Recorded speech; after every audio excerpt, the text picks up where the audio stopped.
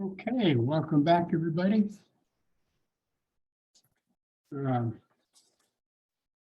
couple of things here. No, actually, I don't have anything to add. Any questions? Any questions, comments? The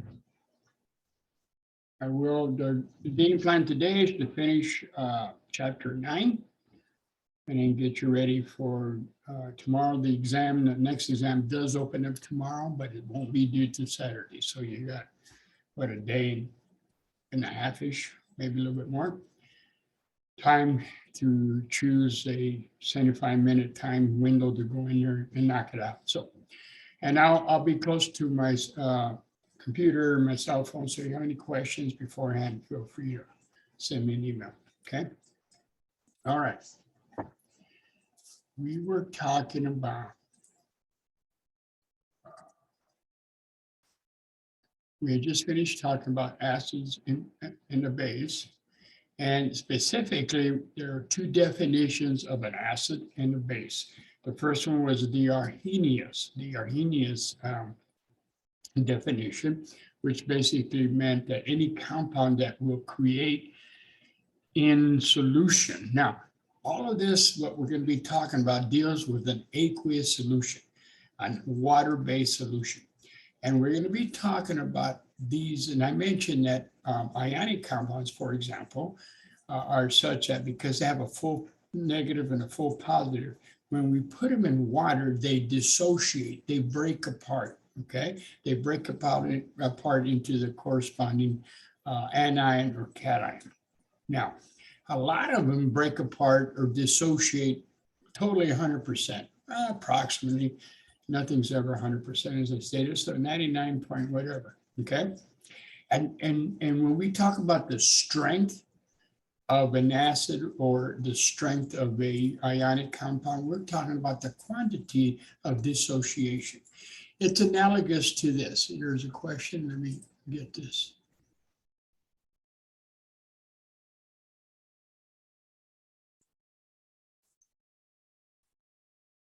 Okay, Natasha, you had a question about the nomenclature.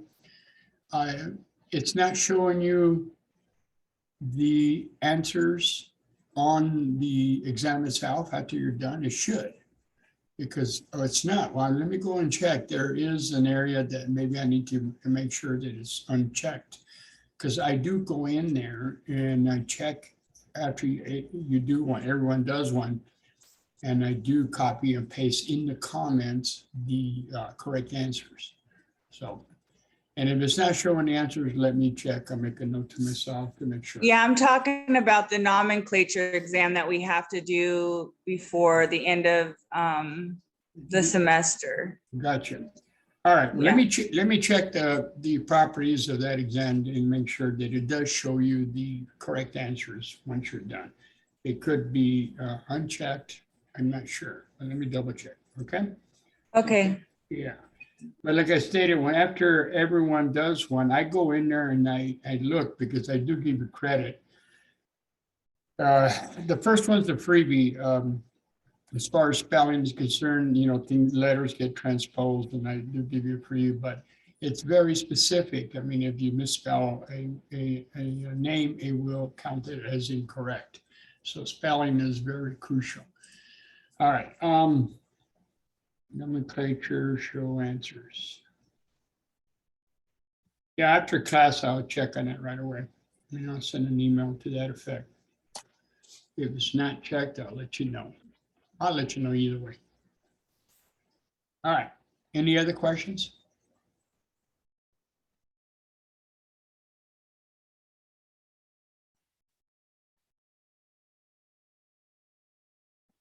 Okay.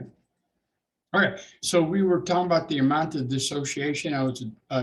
And that concept sometimes is a little bit, maybe not difficult, but kind of unusual. So I think of it as it's analogous to taking a car, for example, with its 4 tires. Okay. Obviously, I don't know if you had your tires jacked, but somebody comes up, all 4 tires are up on blocks, and your car's up on blocks, and all 4 tires are gone. Okay.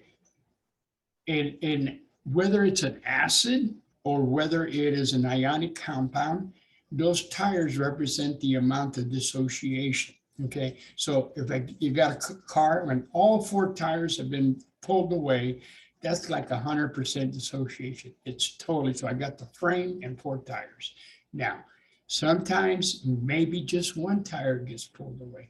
That's a weak, that's not, it gets dissociated, be it an acid or an ionic compound or a base, for example, it gets dissociated, but maybe just one set of tires removed. And then there's a degree of dissociation. Some are very strong and some are very weak. And it may be analogous to maybe instead of one tire, maybe two tires.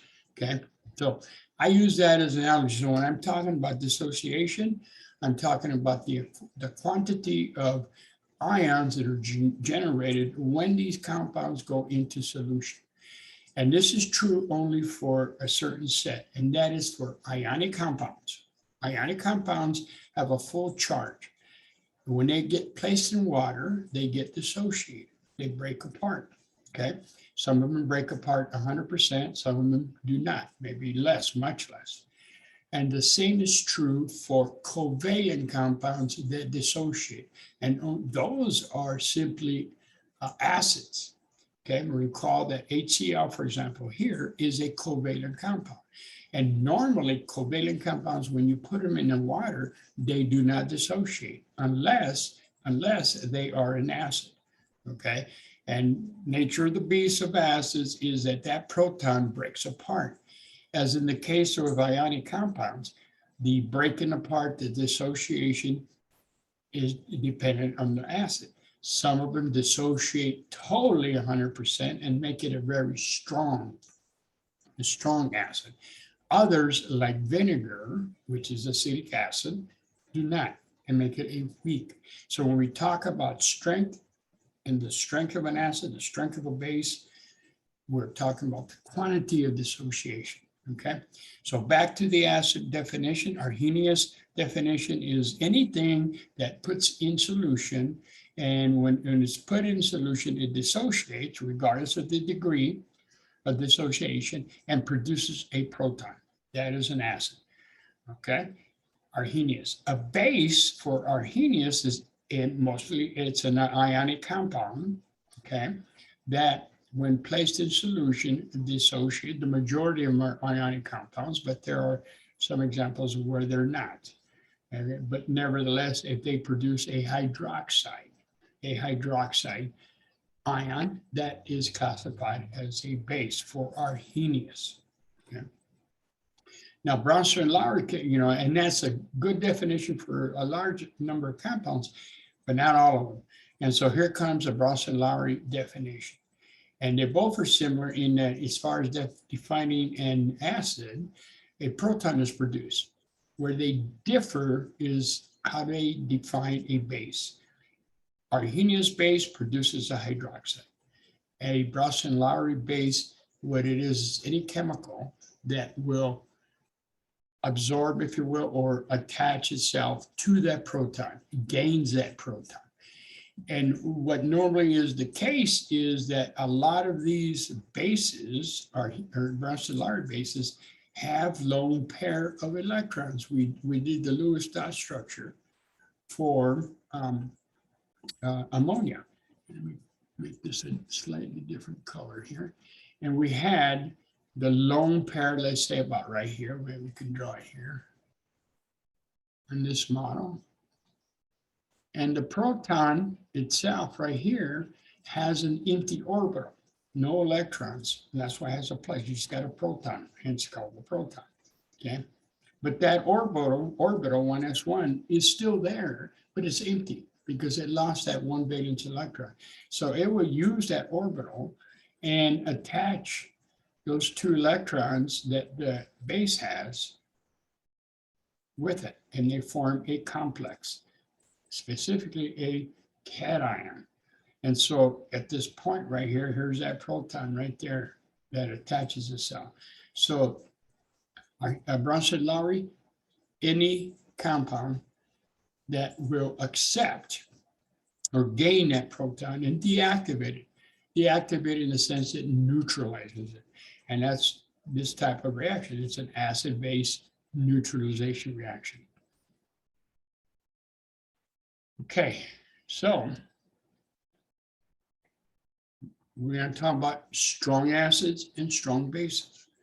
Now, when we talk about, again, as I'm explaining, when we mean by strong acid, means that the quantity, the degree of dissociation. The more the association, the greater the dissociation, closer to 100%, the stronger the acid is classified, okay? And there are 3 acids here that we're just going to give to you, and they're just by definition, just going to have to get to know them, is these 3 acids are strong acids. So when we put them in water, they will dissociate to produce the proton. And roughly, approximately, dissociate almost 100%. That's where we got the approximately. And so you notice here we got a proton there, 1 there, and this one here is got 2 protons. Okay. Now, first one is called hydrochloric acid. This is an acid that it's in your stomach, and when it goes in solution, it produces the proton, a lot of it. And so, if we have, 100 molecules, if we have 100 molecules of HCl, and we put it in water, it would generate 100 molecules of the proton and 100 molecules of the chloride. Now, here's another concept that sometimes is difficult to comprehend or, to grasp. But think about it. Again, I use bicycles and unicycles a lot as an analogy. And if I got a unicycle, and if I have 100 unicycles, okay, and now I take the tires off all of the unicycles, don't I have 100 tires and 100 frames? Well, this is HCl is analogous to the unicycle. The proton is the tires. So if I have 100 molecules of HCl, I'm going to generate 100 protons and 100 chlorides, okay? That, by the way, is called stoichiometry. We're going to learn a lot more about that in time, okay? In the next few chapters. So in this example is hydrochloric acid, very strong acid, so a lot of protons. And the same is true, the next one here is HNO3. When it dissociates, this is called nitric acid. It also produces the proton, but guess what? It produces an anion, which you should be familiar with. Hopefully by now, if you've been looking at your polyatomic ion table, that's the nitrate ion, okay? All right, now the other thing is sulfuric acid, H2SO4. I place this in water, but it has 2 protons. So what it's going to do is going to produce 2 protons, and guess what? SO4 -2. Does that look familiar? Yeah, it should. Sulfate. Okay. And so when the protons are on the sulfate anion, it is called sulfuric acid. Okay. H2SO4 is sulfuric acid. HCl is hydrochloric acid. And then this one down here is called nitric acid. Okay. All right, let me clear these up. These are the 3 common, strong, covalent acids. HCl, hydrochloric acid, which is in your stomach, nitric acid, and sulfuric acid. Some of the strong bases here are listed here as KOH, which is potassium hydroxide. Remember, anything that produces a hydroxide ion is classified as a base, okay? And we're going to be talking about mostly dealing with the Arrhenius definition. And notice that sodium hydroxide is listed here. Now, we're going to learn that the reason these guys, they're ionic compounds. The reason they are strong is due to their solubility in water. And what we're going to utilize is the solubility rules, which is in the periodic table on the bottom right corner. Okay, we got two columns there that deal with solubilities. And if you look at number 1 on the left side, you'll see that any anion that's attached to these big 4 here, I call the big 4. We got the big 16, sweet 16. Now we got the big 4 cations. Number 1, lithium, sodium, potassium, and ammonia. When any anion, regardless of what that anion is, if the counterpartner is either lithium, sodium, potassium, or ammonia, it is, by definition, classified as soluble. And hence, that's why sodium hydroxide, potassium hydroxide, sodium chloride, sodium anything, it is soluble, okay? Because the nature of the beast for the sodium cation is that makes it is soluble. And that's why those are strong acids, because when they dissolve, 100%, approximately 100% solution, this in solution. All right, so, and what's happening here, we got sodium hydroxide, which is a white solid, and you put it in solution. And if we were in the lab, we would be able to do this, but we also noticed that when we do that, and that container gets a little warm, it gets pretty hot when you take solid sodium hydroxide and dissolve it, because there's a lot of energy involved in breaking apart the ions. Okay, so how do we depict these strong acids and strong bases in a diagram? Simply as follows. We show the diagram, so obviously it's an aqueous solution, and we show all the ions completely dissociated, okay? Now, if you add, you can choose anywhere you want 3 to 4 ions, but pairs. So if I choose 3 HELs, okay, to depict them in the solution, if I choose 3 HCl molecules, and I know the hydrochloric acid is a strong acid, and I need to show it in a diagram to demonstrate it's a strong acid, I can pick 3, I can pick 4, I can pick 2, but at least 3 to 5 molecules of HCl, but then I show them all totally dissociated, all in ionic form, and they're all paired up. I should have 3 protons here and 3 chlorides with their respective charges. Don't forget their respective charges. And the same is true for the base, or any strong base, or any strong chemical going in solution. Okay, I can pick 3 to 5 units or 3 to 5 molecules, but then when I show them in the beaker here, they're completely dissociated.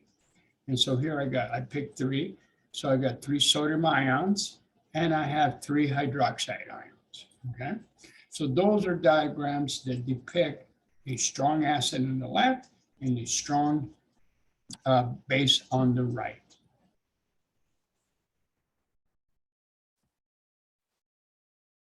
All right, so hydrochloric acid is HCl, nitric acid, HNO3, and H2SO4 is sulfuric acid.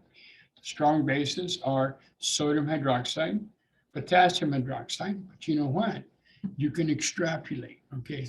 And what do I mean by that? If we go back to the periodic table, okay, we're just showing you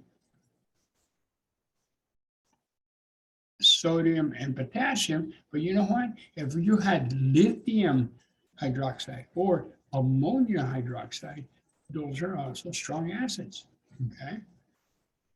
Because here's that big 4. These are the cations that, regardless of who they are bonded with in solution, they are classified as soluble and therefore are strong ions. Okay, let's go back. Okay.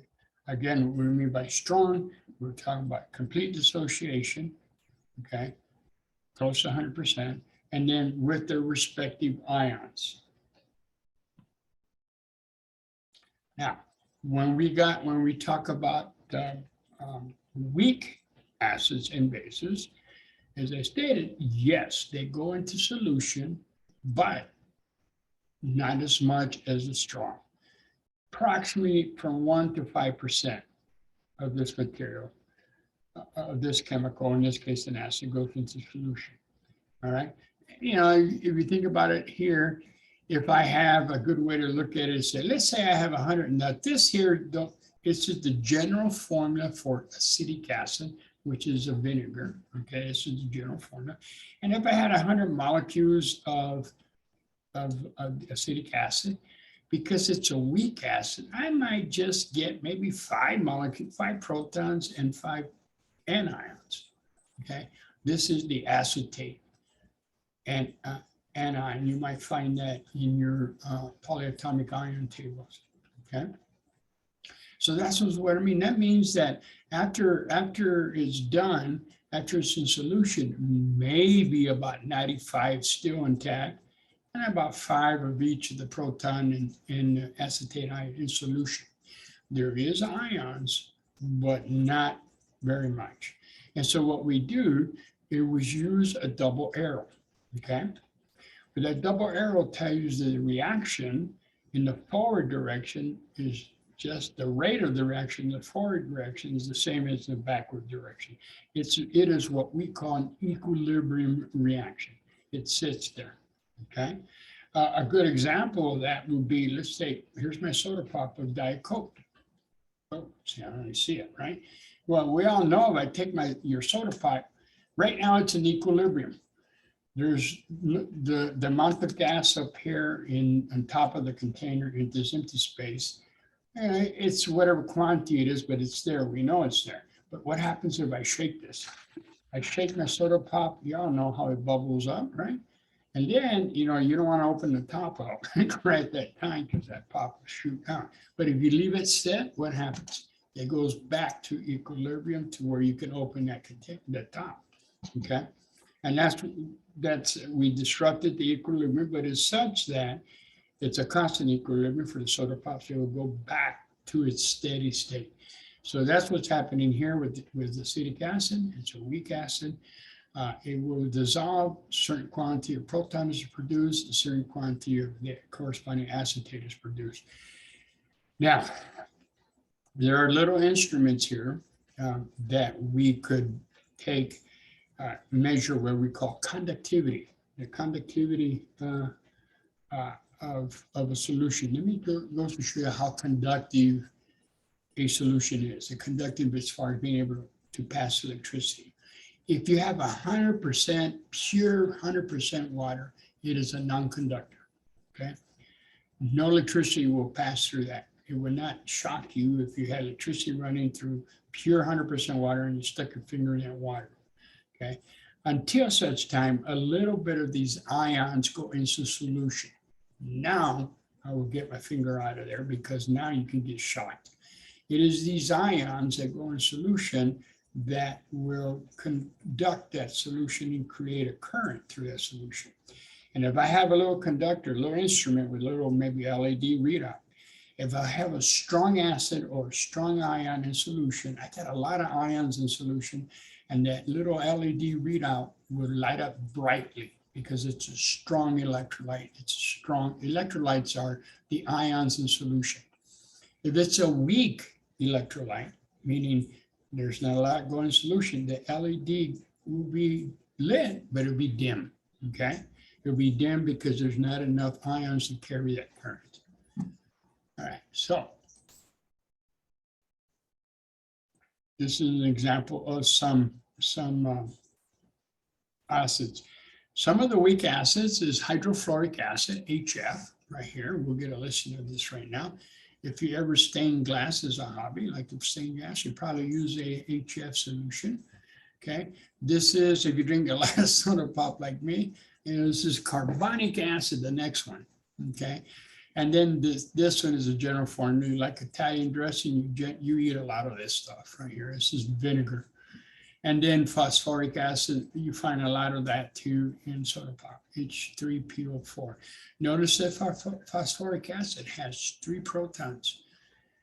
that's available. Acetic acid, carbonic acid, hydrofluoric acid, all each have one proton that is generated.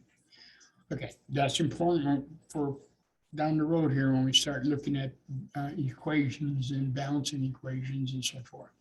All right, so how do we depict weak acids in a beaker?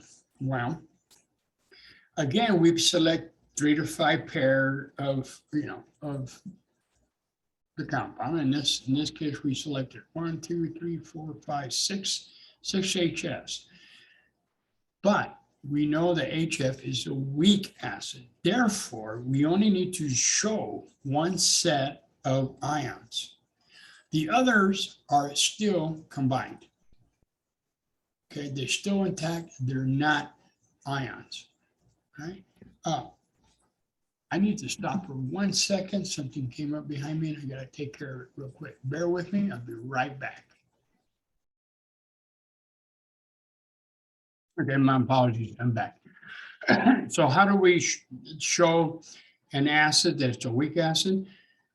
By the diagram on the far left. All you gotta do is show at least one set of ions in your solution. It is a weak acid, so there's not a lot of protons in solution, okay? Now the one on the right, here's some examples of some weak bases. Magnesium hydroxide. You might find some of this in like the milk of magnesia. It's a weak base. And why is it a weak base? It is a weak base. Well, first of all, it is a base. And why is it a base? Because it produces the hydroxide ion, okay? And we draw the double arrow here because we demonstrate why that is a weak base. It's a weak base, okay? So we need to draw the double arrow and then just, show the ions. But the majority of it is still intact. So with respect to a diagram, that will be shown here on the right. So the bottom represents the magnesium hydroxide still intact. And if you let it, a good example would be milk of magnesia. If you're not familiar with that, you take some, put it into a clear glass, you'll see it's cloudy. And if you let it set, the material, the active ingredient will fall to the bottom of the container and be a white solid, and then you have a clear layer, okay? And that's what was going on here. There will be some ions in solution, one set, and one set, meaning don't forget the pair, because we know that there are 2 hydroxides. So analogous to a bicycle here, taking those tires out, right? I take one bicycle, okay, take the 2 tires off, I'm gonna have 2 tires, right? The hydroxide is analogous to the tires. So I'm gonna get 2 of them when I take that bicycle apart, okay?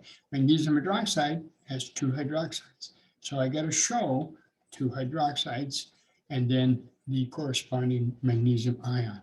And the bulk of it is down here in the bottom, still intact, because it is insoluble.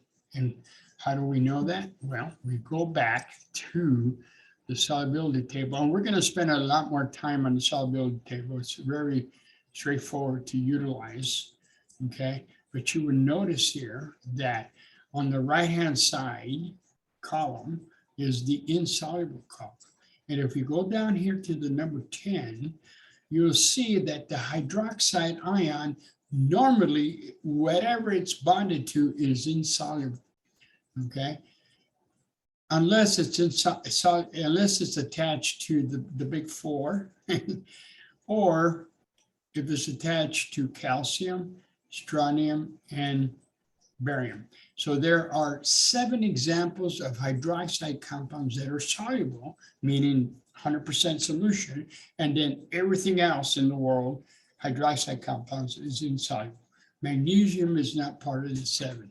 Okay, therefore, magnesium hydroxide is classified as insoluble, meaning that the bulk of it still is intact, but there is at least one set of ions in solution.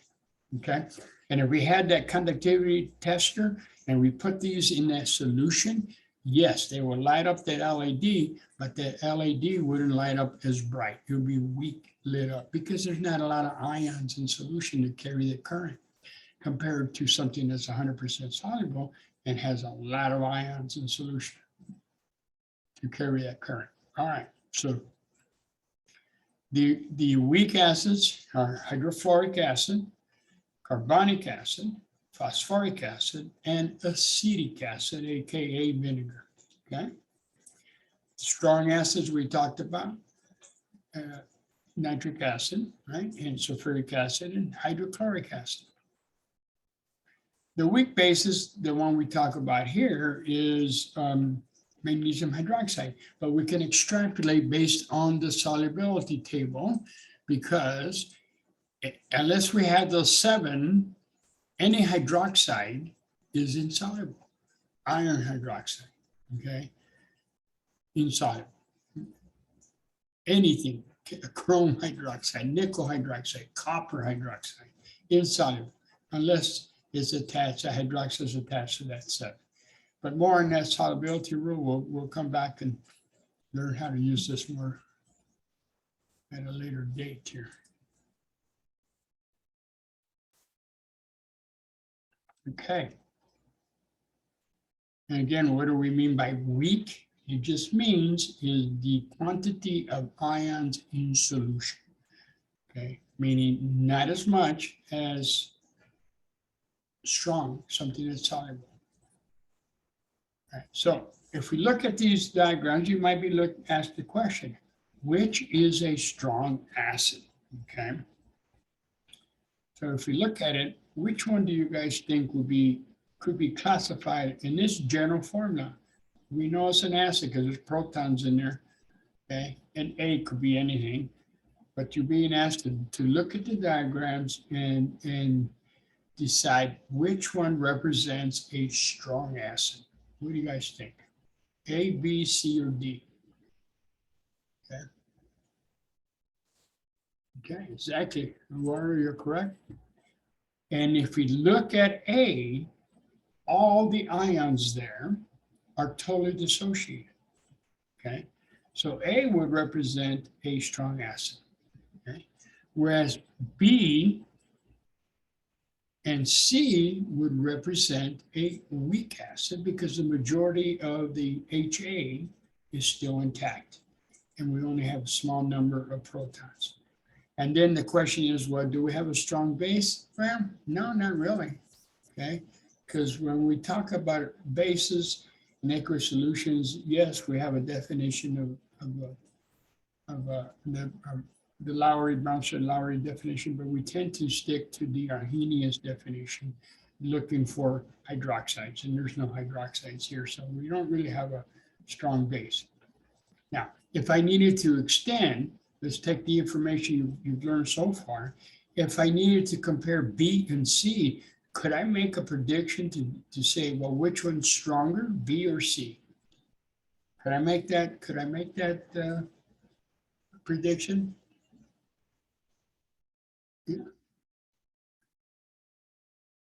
Yeah, B would be, oh, what up in here? B would be stronger, and simply because the number of protons that B has in solution, I got 1, I got 2 protons as compared to 1 proton per C. And so B will be a little bit stronger with respect to the acidity, okay? Simply because there's more protons in solution. And that is related to when we get to the pH scale and why we have a pH scale. We have a very strong scale, a strong acid, and then we get into weak, mildly weak until we get neutral. And that is because depending on the acid, depends on the quantity of protons that it goes in solution, okay? So the pH scale we're gonna learn about is a function of the quantity of protons that go in solution. And there's the scale, okay? Now, the thing about the pH scale is strictly a mathematical scale. It's a scale that runs from 0 to 14, okay? And a neutral is right in the middle, 7. And then we have degrees of acidity, where we got from 0, and it really depends on who you read as far as the strongly acid. I mean, some books define 2 as being strong. So we got somewhere between 1 and 1.5, okay, as far as being defined as a strong acid. And then we have a weak acid, and there's degrees of it, okay? Vinegar, for example, is somewhere around 3, pH of 3, whereas the hydrochloric acid in your stomach, you know, it could be somewhere around 1, okay? Neutral is 7, okay? So neutral 7. We have a very strong base, very strong base. There's a lot of alkaline waters that are out there that somewhere you saw in your lab, if you've done that, that the pH is around 8 to 9, called the alkaline waters, okay? And then you have something like, I don't know if you ever used a liquid plumber at home to unclog your drains, somewhere around, you know, between 11 and 12, very strong. And we call that basic. So anything above 7 is basic or alkaline. That's another name for it, alkaline. And anything less than 7 is classified as acidic. 7 is classified as neutral. Okay, now what does these brackets mean here? We're going to introduce you to a new set, a new ratio. Remember we talked about earlier about conversion? We have miles per hour and so forth, and whatever 1 kilogram is equal to 1,000 meters. Well, we got a new one. And we're going to learn a lot more about it later on. But for right now, it's a concentration unit, and it's called moles per liter volume. Okay, we're going to learn how to calculate moles. But right now, what we do is we put a bracket around it. And so what you see here is the concentration of the proton is greater than the concentration of the hydroxide. Therefore, we have an acidic solution. Okay. When it's neutral, the concentration of the proton equals the concentration of the hydroxide. They cancel each other out, and we end up with a neutral solution. And then when the hydroxide concentration gets greater than the proton concentration, we go into the realm of the basic or the alkaline solution range, okay? Now that concentration unit, moles per liter, is an actual number that we can calculate. And what we do is we take the concentration and then we do a mathematical function to it. We do what is called the log. And I'm like, okay, there's mathematics in here.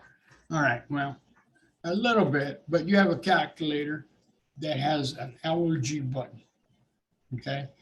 We'll do some examples here in a second. This is what I just went over, the concentration, which is called molarity, moles per liter, okay? And that bracket around there, when the concentration of the protons are equal, you know, we got a pH of 7, okay? If the concentration of the proton concentration is much greater than hydroxide, then we have an acidic solution, and the reverse for a basic solution. Okay, so by definition, the mathematical function of what you do is you take the log of the concentration. Specifically, you take the negative log. Now, why do I mean by negative log? The negative log. Got tongue twisted here. Okay, because when you take the log of that concentration, you end up with a negative number. Notice the pH scale is all positive numbers, 0 to 14. So what we do is we plug in the concentration, hit the log button on your calculator, you end up with a value, which will be negative, and then you multiply that by negative, so negative times negative, guess what, is a positive number, okay?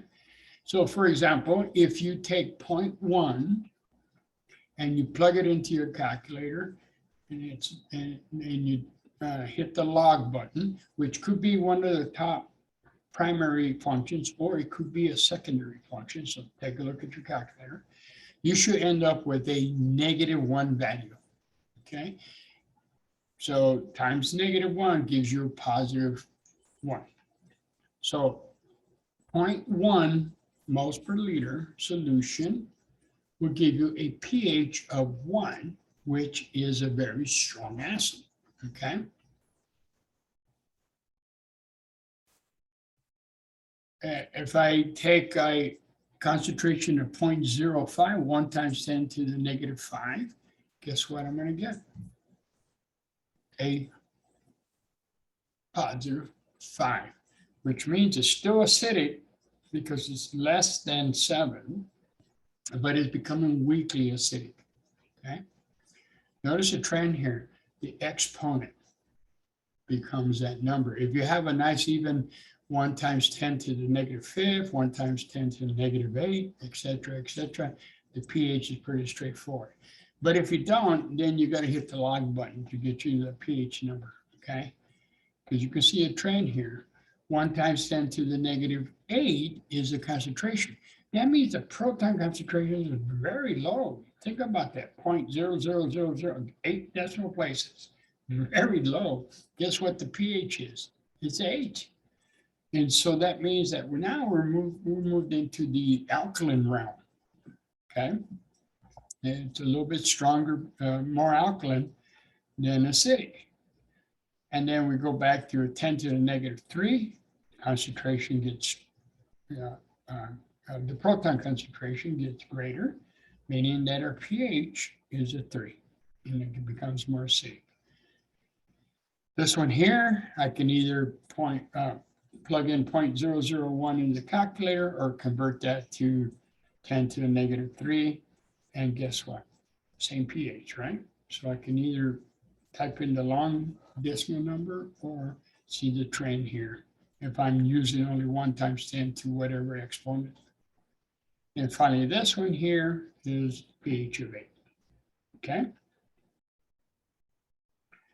To give you an idea about different pHs in fluids around us, well, obviously the vomit, pretty acidic, right? It is approximately 2, depends on your stomach, everyone varies, because the acidity in your stomach is very acid, extremely acid.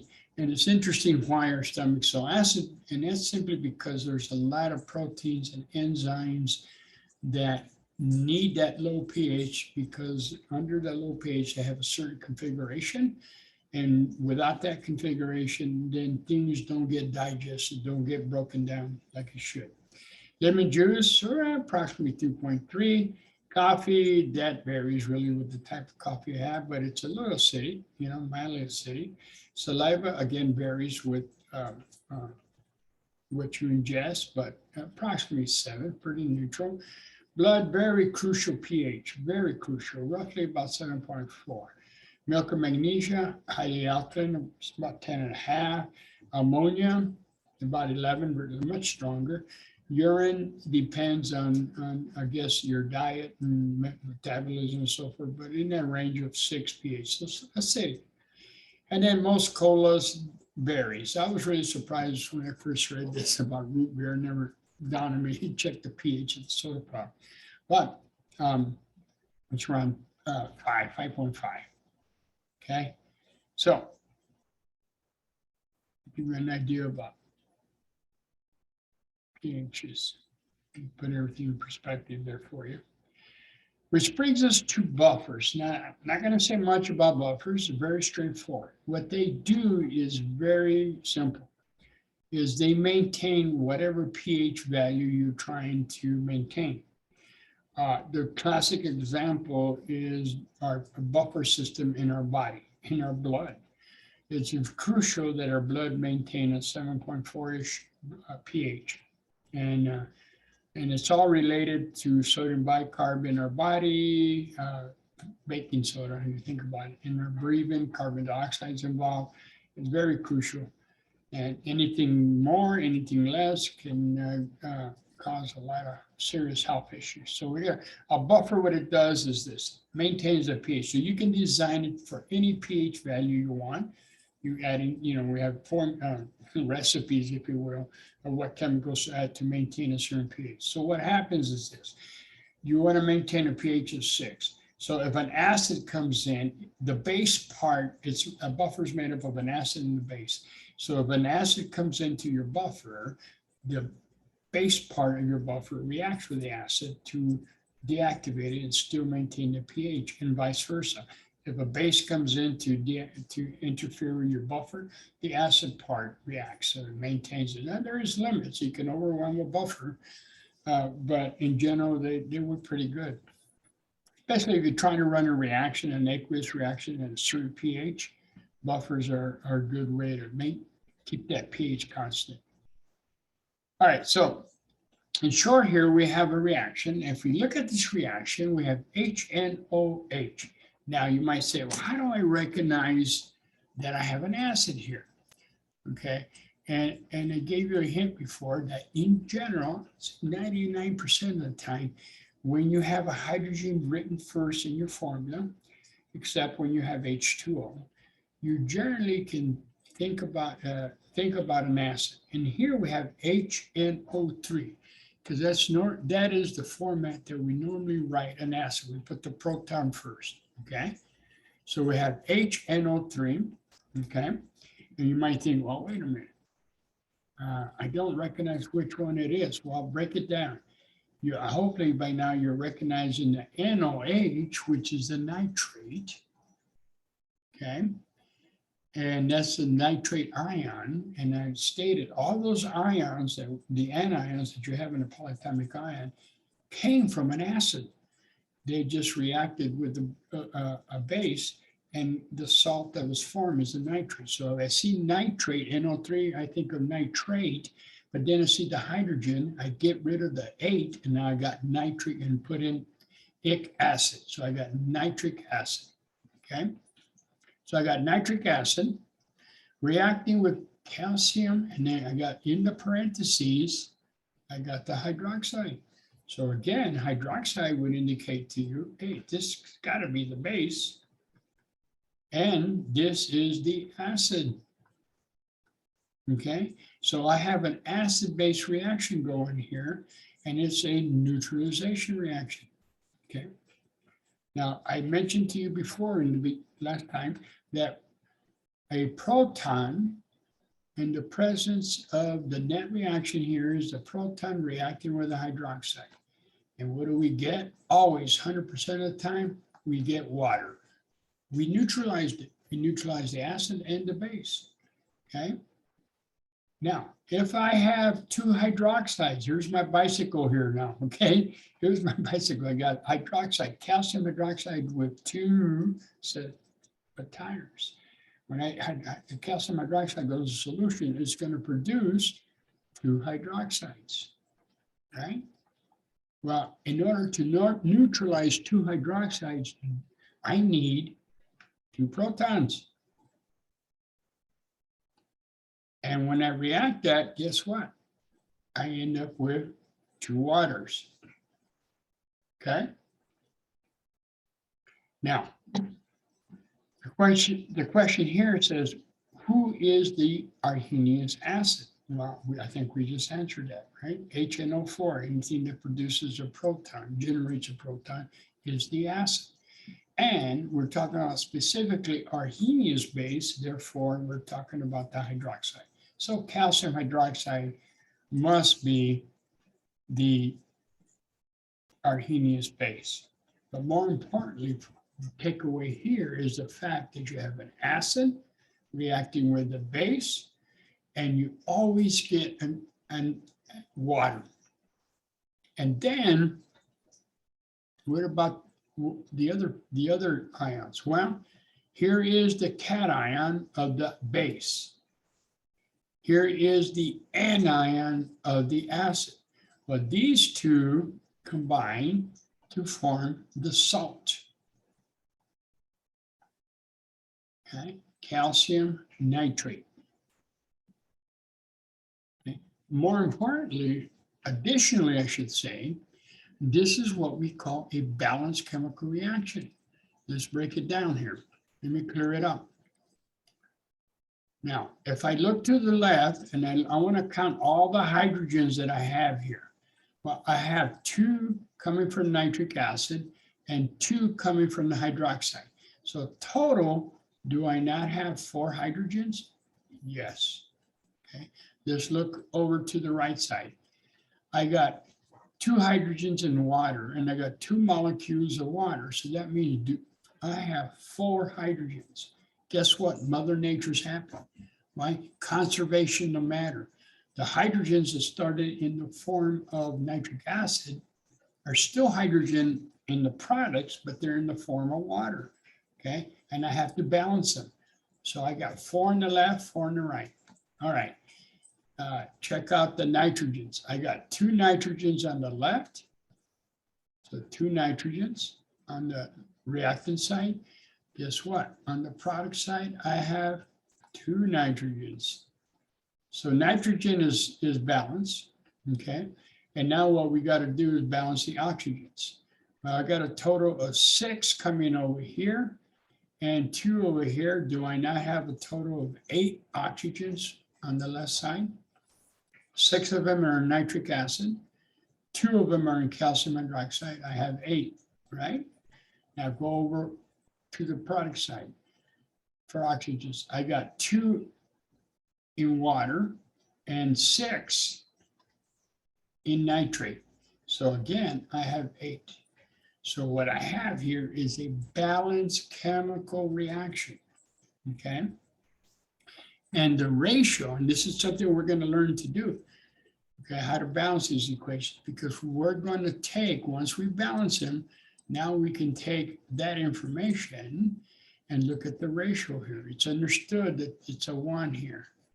So what this says is this, that I need 2 molecules of nitric acid for every 1 molecule of calcium hydroxide. And when that reaction is done, I produce 2 molecules of water and 1 molecule of calcium nitrate. That is called stoichiometry. That's what we're gonna learn about in more detail. But we have to balance that chemical reaction. All right, so the takeaway again from acid-base reactions, when we want to balance them, is follow the protons and the hydroxides, and everything else will fall in place. Okay. Unfortunately, some reactions, as a trial and error, we do have techniques for other reactions, but some reactions is, we try this and then see how that works. For acid and base, no. We have a systematic approach. We follow the protons and the hydroxide. All right, so in this case, they're asking you to do this. They give you the names: nitric acid, okay, HF, hydrofluoric acid, and potassium hydroxide, and then magnesium hydroxide. Well, before we can draw anything, okay, and that's the diagrams, those beaker diagrams, we have to determine what they are with respect to strength, okay? Whether it's a strong acid, strong base, weak, and so forth. Okay, and determine the solubility, because that will help us. All right, so the first one is HNO3, and we discussed this at length. We know that this is a strong acid, okay? Being a strong acid, it's going to be roughly approximately 100% dissociated, and we're dealing with protons and then the corresponding anion. Okay, so those are the anions.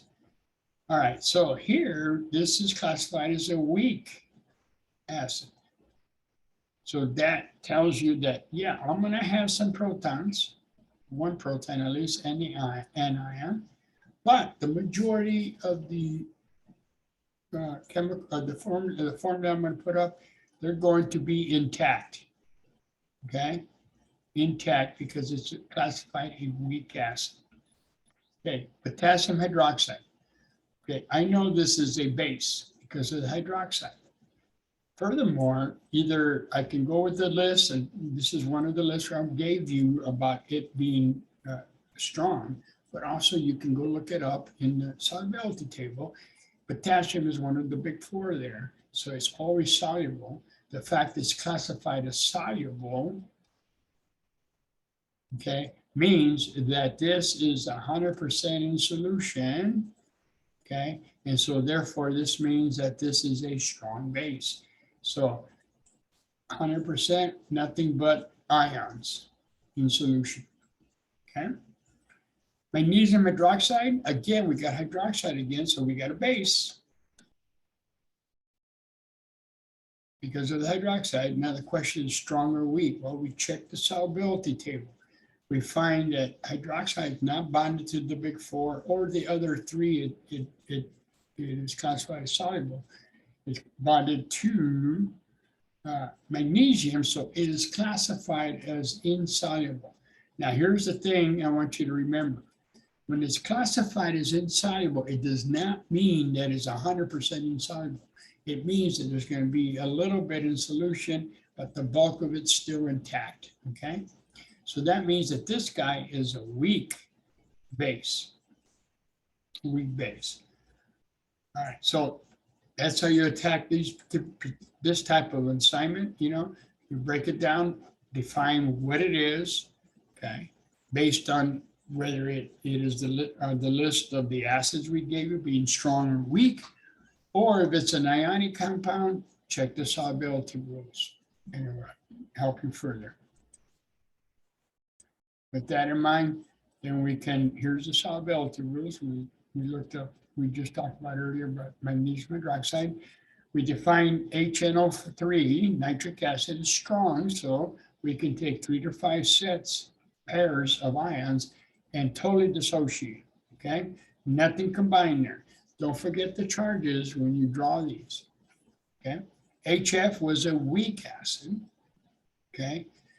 And being an acid doesn't mean it precipitates, okay? Only ionic compounds will precipitate. There's a covalent compound that still is in solution, but it's not dissociated.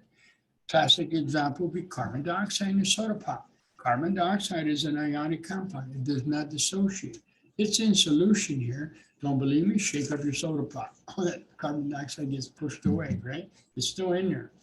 So these acids, when you see acid, most of the time they're talking 99% of the time you're talking about liquids. So HF is a liquid, okay? So it doesn't precipitate and fall down to the bottom. It just kind of goes in solution, okay? But there's a set of ions that dissociate. Only one, very weak acid. Potassium hydroxide, because of the solubility of potassium hydroxide, okay, so one of the big four, number one on the left here, the table, potassium hydroxide is soluble, so I can, when I write my ions, totally dissociated, nothing is still combined. As compared to magnesium hydroxide, which is classified as insoluble, which tells you that the bulk of it is still as a solid and it has dropped down to the bottom of the container. And we show that as follows, okay? But again, we show at least one set of ions in solution. All right, so let's summarize all this here. Arrhenius acids, when they're in solution, they produce ions, proton ions, okay? By definition. As compared to our Arrhenius base, they dissolve to produce hydroxide ions. Now, when we look at the definition of the Bronsted-Lowry acid, it's any chemical that loses a proton. You know, lose, make, same thing, right? I think, but I'll stick with the book. Either way, bottom at the end of the day, you make a proton. There's a proton in there someplace, be it Arrhenius or be it Bronsted-Lowry. It's an acid. Where they differ is as follows. The Bronsted-Lowry does not necessarily have anything to do with hydroxide. It could be any chemical, specifically those chemicals that have lone pair that will absorb and accept the proton and deactivate it, okay? Now, when we talk about strong acids, what we're saying is they're strong because they dissociate 100%, approximately, as compared to weak acids would dissociate much, much, much less. And we estimate 1 to 5%, depends on the acid. When we talk about strong bases, you would first notice that most of the time we're talking about ionic compounds. And therefore, being ionic compounds, we refer to the solubility tables, okay? And if something is soluble, be it whatever, it's a strong, in this case, a base because of its solubility. And if it's classified as insoluble, then it is a weak base, okay? So, and buffers, all they do is maintain the pH value of whatever pH value you're trying to maintain. And it can vary through the whole pH scale, which is from 0 to 14, okay? Some examples of soda pop in respect to pH, tap water, that varies up on top. It really varies depending on your where you get your water source from. When I was teaching in Kansas City, I would have my students bring in water samples from home. Everybody lived throughout the Kansas City metro area, different areas, and we did a pH measurement plus some other tests. And I was really surprised with the extent of the pH value. It varied from 6 all the way up to 9, okay? All right, which brings me to the point. What we have learned, hopefully, is we learned that a neutralization reaction is the reaction of an acid plus a base, okay? An acid plus a base.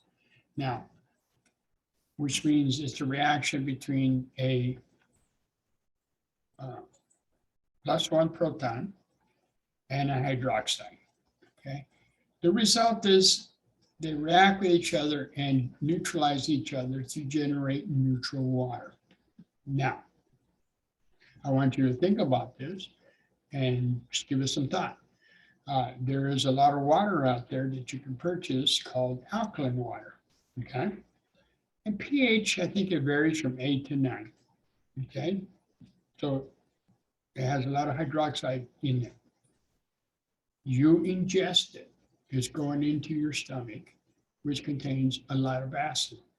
What's going to happen when it's in your acid, what's going to happen to the base when you react with the acid in your stomach?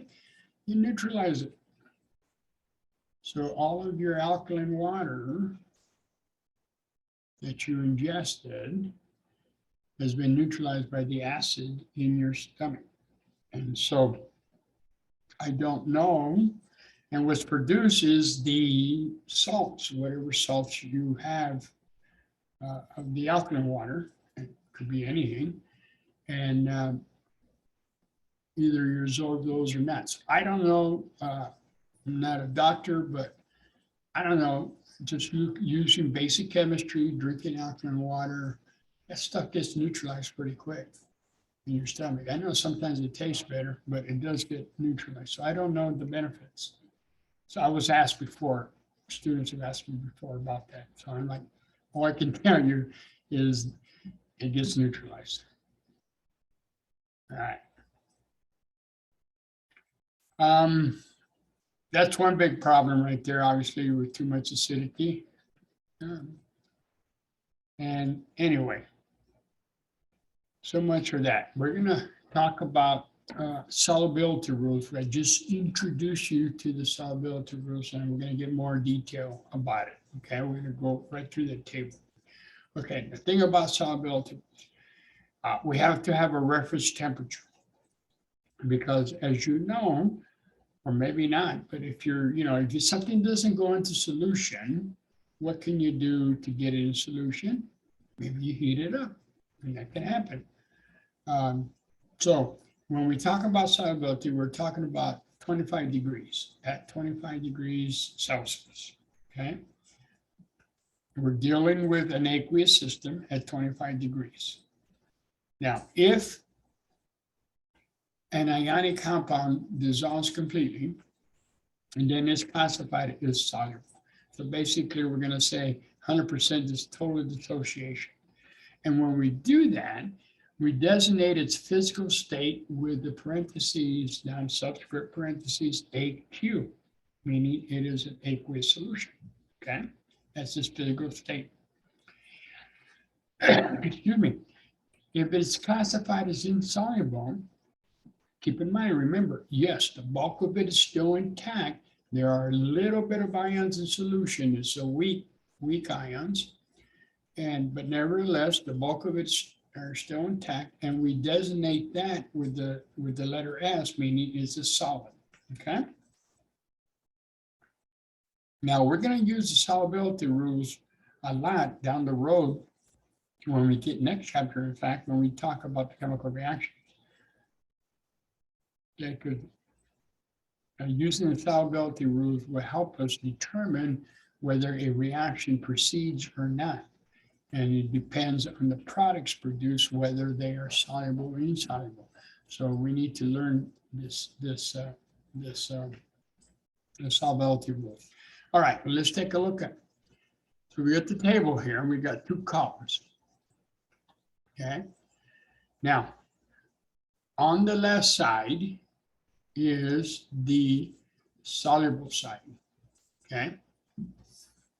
1 through 5 on the left side. Now, when we look at number 1, I talked about this earlier. When we look at the cation, specifically lithium, sodium, potassium, and ammonium. Okay. Now, regardless as to the anion it's partnered with, doesn't make a difference what it is. Those, if potassium, lithium, sodium, ammonium are involved, it is always 100% always soluble, classified as soluble, which means total dissociation. And so whatever the anion is, even if it's carbonate, chromate, phosphate, sulfide, chloride, whichever, always soluble 100% if the cation belongs to one of the big four, okay? Now, the acetate ion, number 2. The acetate ion, remember acetic acid, we talked about had a proton in front of this C2H3O2, okay, that's vinegar. When that acetic acid reacts with the base, the salt acetate is generated, okay? Just like with sulfuric acid, H2SO4, the SO4 -2 is generated, the sulfate is generated when that acid reacts with the base. Well, when that anion is combined or partnered up with any cation, of course, number 1, always going to be soluble, but any cation, if it's copper acetate, lead acetate, bologna acetate, that's extreme, it is soluble, okay? The same is true with the nitrate ion. So whatever the cation is, above and beyond number 1, okay? If the anion is nitrate, it's classified as soluble. So again, copper acetate, lead acetate, chromate acetate, etc., etc. Any of the metal, any metal. Okay. Now the halides, similar situation, but a slight difference. All the halides are always soluble, specifically the chloride, the bromide, and the iodide. Okay, so regardless of what the cation is, if you see chloride, bromide, and iodide, you can assume soluble, except when it is silver, mercury, or lead. Okay, only 3 examples. So silver chloride, silver bromide, silver iodide, insoluble. Mercury or lead corresponding halides, insoluble. But all the other metals with the chloride, the halogens here, soluble. Okay. Sulfates, similar situation. When you see in the sulfate with any other cation, always soluble, except if it's bonded to calcium, strontium, barium, silver, or lead. So we got 1, 2, 3, 4, 5 examples of metals that the sulfate ion is attached with, which makes it insoluble, which then tells you that everything else it's attached to is always soluble. Okay? Always soluble. So that's how the soluble side works. Now, at the other end is the insoluble column, which is over here. Okay. Now, if the carbonate normally attached to anything is classified insoluble unless it's attached to the big four. Okay. So there's only 4 examples: lithium, sodium, potassium, ammonium carbonate. They're soluble, and all other thousands of combinations are insoluble. The same is true for chromate, the chromate ion. Everything it's attached to is classified as insoluble except the big four, okay? And the same is true with the phosphate. Anything the phosphate's attached to, it is insoluble unless it is the big four sitting there, okay? Now, the sulfate, similar situation, normally insoluble, except the big four and 3 more. If it's calcium sulfide, strontium sulfide, and barium sulfide. So there are 7 examples of sulfide compounds that are soluble, and everybody else the sulfide is bonded to is classified as insoluble, okay? And the same, again, analogous to hydroxide. All hydroxides are insoluble except the big four and calcium, barium, and strontium. Those 7, total 7, are classified as soluble, and everything else is insoluble. I use this quite a bit in my own research and so forth in our company that I work for. I needed to get rid of iron and copper in our etchant we used to react a chemical with copper metal. And we had all this gallons, 5, 6, 10,000 gallons of iron chloride contaminated with copper. We had to find a way to get rid of all those metals. And what we do is we treat it with a hydroxide, and that causes it to precipitate. And then we can remove all the metals. God is so good that the water coming out of our plant was a lot cleaner than the water coming in. Because I used to test both waters going out and going in. Ours beat the city big time. Anyway, so that's how this table works, okay? Now, with that in mind, let's take a look at the examples we're given, and we're trying to determine whether they are classified as soluble or insoluble, okay? Well, first thing we see, number 1, to name it would be sodium, and then we got sulfur, which now is sulfide. So its name is sodium sulfide, okay? The fact that you see sodium here should send you to number 1 automatically. And that tells you sodium sulfide is soluble. And so we put the AQ in parentheses, okay? Hydroxide, we got the next one, Al, and then parentheses OH, which is, the name is aluminum hydroxide. So we go to the table, we look for the hydroxide, which is number 5 in the right column, okay? And normally it is insoluble, except if it's the big 4 in those 3, of which aluminum is not a member of those big 4 and those other 3.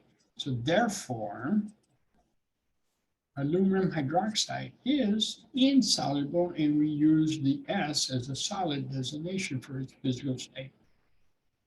Silver bromide, every time, most of the time you see the big metals, we call them the heavy metals, silver, mercury, lead.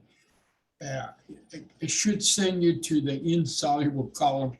Those heavy metals are by and large insoluble unless they are attached to either one, number 2 or number 3. Okay, but we have silver bromide. bromide should send you to the halide ions, number 4 on the left-hand side. Normally they are, the halides are soluble, except when they are bonded to the heavy metals, silver, mercury, lead, and silver bromide is one of them. So therefore AgBr is classified as insoluble, okay? In fact, we use that as a test to look for halides in your water. Because normally you take silver nitrate, okay, you know nitrate, silver nitrite soluble, that's number 3, the nitrate. And then we add it to a sample of water. If there's any of the halides, it will precipitate and form a colored solution. So it's a good, quick, rapid test for halides. Then we got calcium carbonate. And we look at carbonate number 1 on the right-hand side, which is the insoluble table, which tells us it's insoluble.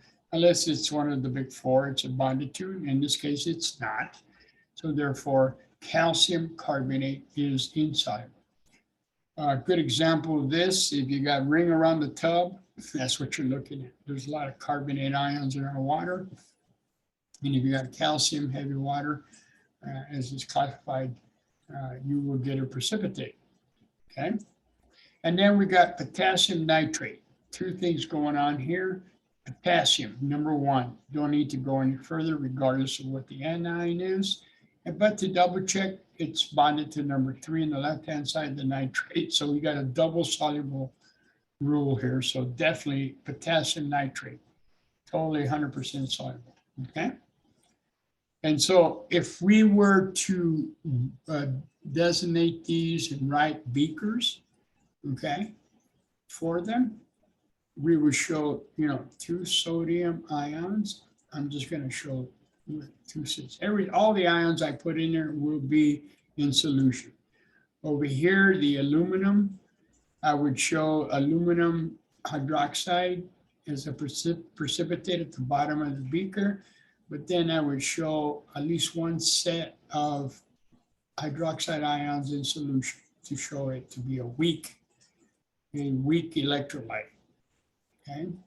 The silver bromide, because again, also the case of aluminum hydroxide is insoluble, so the silver bromide would be at the bottom of the beaker, and then we'll show 1 set of ions in solution. Very similar to ring around the tub here, the calcium carbonate will be at the bottom of the beaker, and then we would have 1 set, don't forget the charges, okay?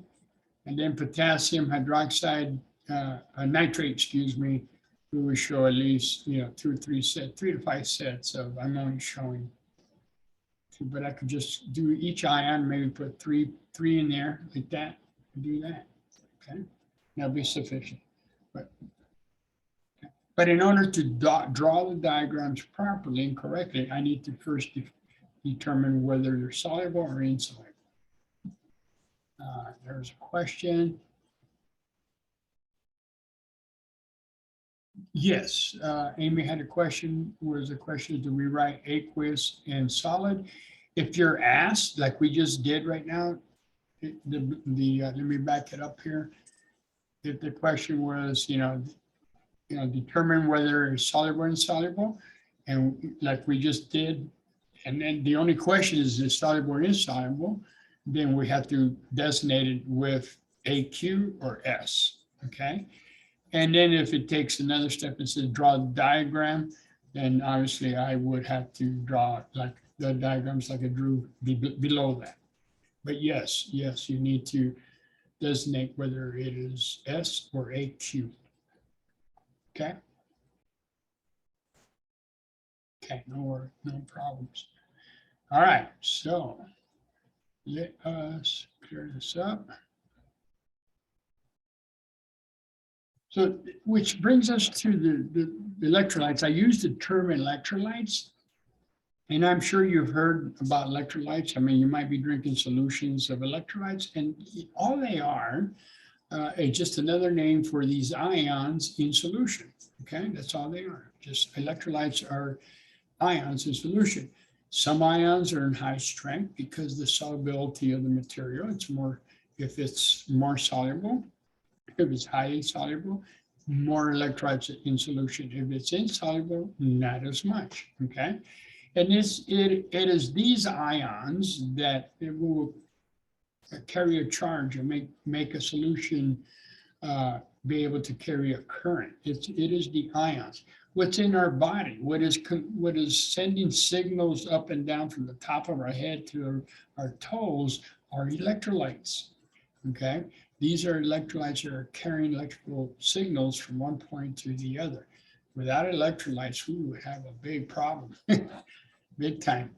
You know, sodium ions are very important in our heart use. I mean, sodium, high concentration of sodium is not good for high blood pressure, but there are things called sodium gates that are very crucial in our body, necessary. So yes, some sodium is necessary, but like anything else, too much can be bad. Anyway, so a strong electrolyte is basically something that's classified as a strong acid, or if it's an ionic compound, it is soluble in solution, okay? And so it's totally dissociated in water, pretty close to 100%. So any soluble ionic compounds, strong acids, strong bases, are strong electrolytes, okay? Things like potassium bromide, potassium bromide by the solubility rules is soluble, so strong electrolyte. Nitric acid is a strong acid, by definition, soluble. Potassium hydroxide, KOH, is soluble in water, so therefore strong electrolyte, and the same for sodium chloride, strong electrolyte because of its solubility in water, okay? The non-electrolytes, happen to be, let me back up for a second. A strong electrolyte generally is an acid, which is covalent compound, like nitric acid is a covalent compound, sulfuric acid is covalent, but the nature of the beast is that they dissociate to form the proton, mixing them an acid. So if they're strong, then it's a covalent compound, which makes a strong electrolyte. The non-electrolytes are all covalent compounds. They will not conduct electricity because there's no ions, okay? No ions in solution. Strong electrolytes and even weak electrolytes will conduct electricity because there are ions in solution, okay? So water is a covalent compound.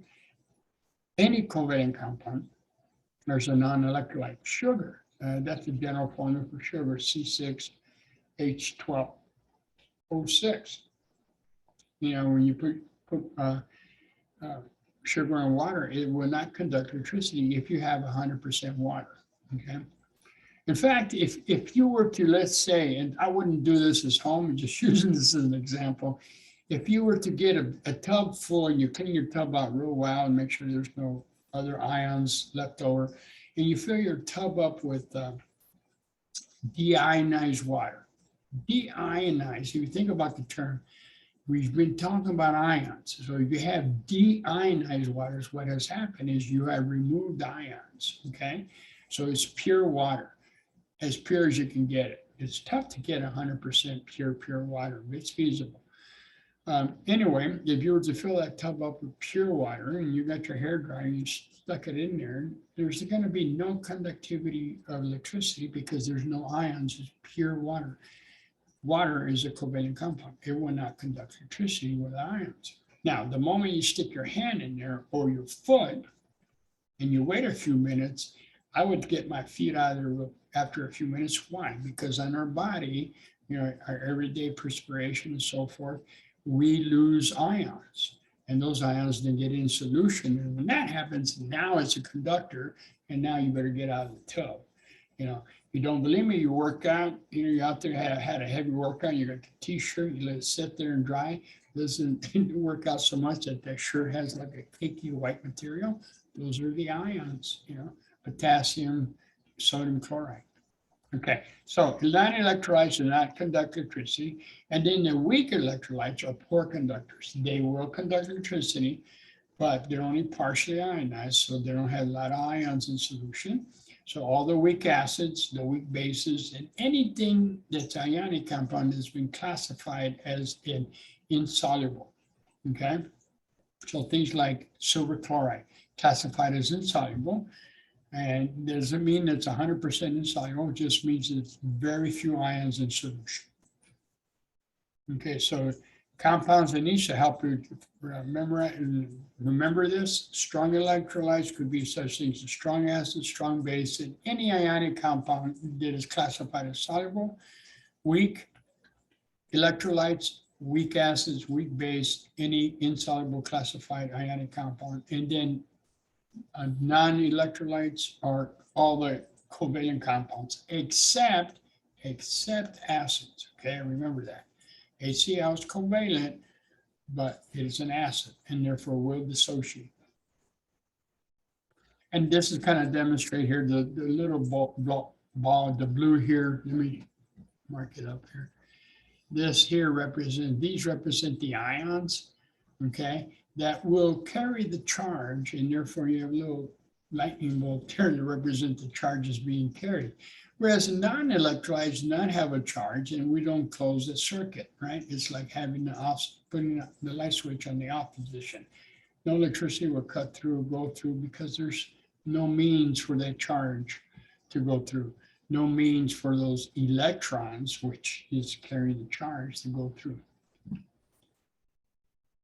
All right.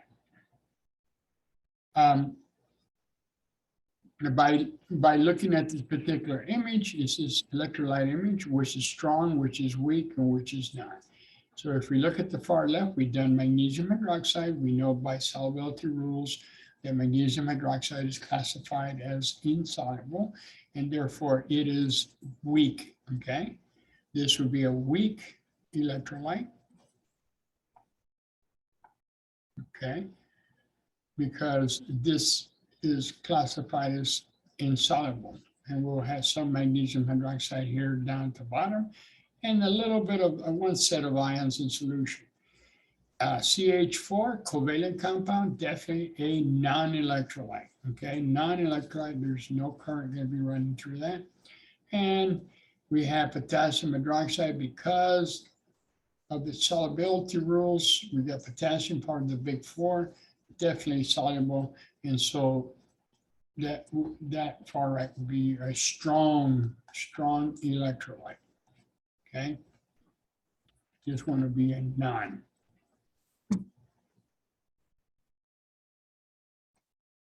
All right. So with here, you might be given a table as classified as strong, weak, or non-electrolyte. Well, we have barium sulfide, okay? To determine whether this is,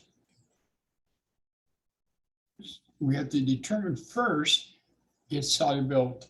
It's an ionic compound, and if you look up sulfide as barium sulfide, and you look at the solubility table, you see that barium sulfide is soluble. Therefore, it will be a strong electrolyte, okay? Okay. Silver is a good indication. It is a heavy metal. You might think, insoluble. Okay, so that sends you over to the chloride because you're working with silver chloride. So you got to learn to name these compounds so you can use the solubility table, because if you look at the solubility table, there's no reference to silver directly, but there is reference to the chlorides or halides. All right, so we got to learn the name of them. So this is silver chloride, which is a halide, which sends you over to the halides on the solubility table. Okay, and you'll see that most chlorides, most halides are soluble, except the heavy metals, of which silver is. Therefore, silver chloride is insoluble. Therefore, it's a weak. Okay, potassium. I see potassium right up front. I don't need to go any further. Okay, because potassium is part of the big four, and that makes it soluble. I can verify that with the anion, which is nitrate. So here is an example of a double whammy, so to speak, because the nitrates are also soluble. All right, so it is a strong electrolyte because in this case, both of them are soluble. Okay, H2, number 4. We've got a hydrogen in front. That flags me as an acid. So I'm looking at an acid here. So let me find out what it is. I go through my list, H2CO3, okay? I may forget what it was, but then I remember CO3. That looks like the carbonate,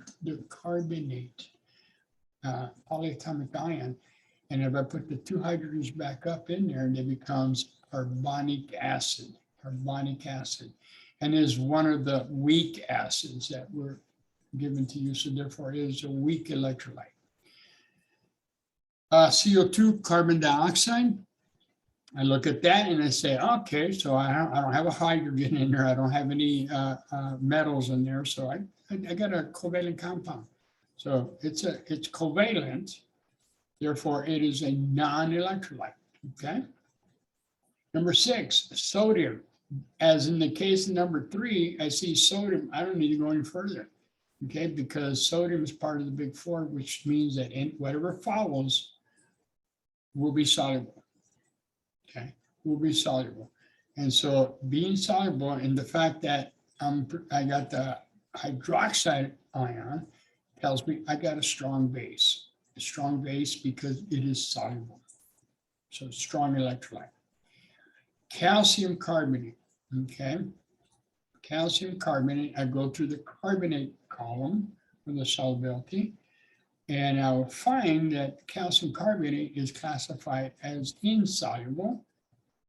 So I would designate that as an S, okay? This would be AQ, this would be a solid, this would be AQ, this would be a weak, you know there. This is aqueous. Okay, calcium carbonate is insoluble. Okay, so it's a weak electrolyte. And then C6H12O6, I may not know what that is, and that's okay, but I hope that I can recognize here that I have nothing but carbon, hydrogen, and oxygen. There's no reference to a hydrogen up front, so I'm not dealing with an acid. Okay, there's no metals in there, so definitely it's a covalent compound. Being covalent makes it a non-electrolyte. Then number 9, we got sodium again up front, bam. All right, so obviously soluble, okay? When it's soluble means it is strong. And then the lead up there tells me, maybe it's insoluble because lead is a good heavy metal. All right, so we look up the sulfate. So we got to get the name like I stated. Lead sulfate. Sulfate takes me to the sulfate column on the solubility table. I see that most of the time sulfates are soluble, except when they're bonded with the heavy metals, and therefore it's classified as insoluble. And Q, and that would be soluble. Okay, so it'd be insoluble, making it a weak electrolyte. Okay, so you see what I did? There's a question here. Bear with me. Why is one soluble again? Yeah, barium sulfate. Let's go to the solubility table. We're looking for sulfide. Excuse me, it says sulfate. The sulfide, let me zoom up a little bit.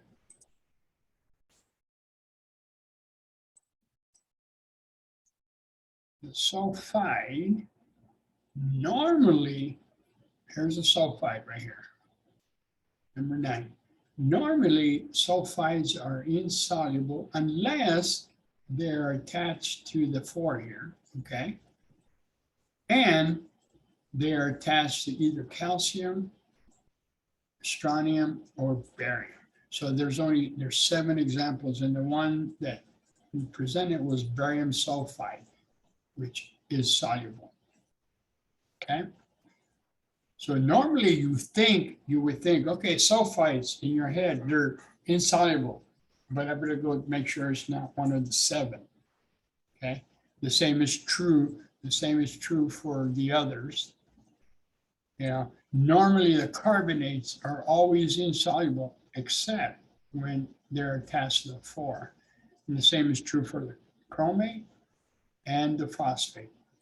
And the hydroxides are always insoluble, except as is the case with the big four. And then we're again here, we got barium, strontium, and calcium. So there's only 7 examples of hydroxide, 7 examples of the sulfide that are soluble, 4 examples of the phosphate that are soluble, 4 examples of the chromate that are soluble, and 4 examples of the carbonate that are soluble.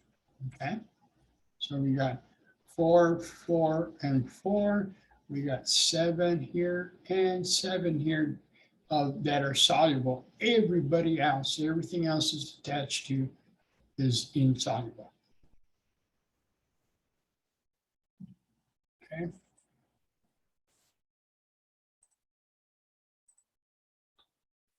All right. That, ladies and gentlemen, brings us to the end of chapter 9. And why don't we take a little short break? And then I got 2:38.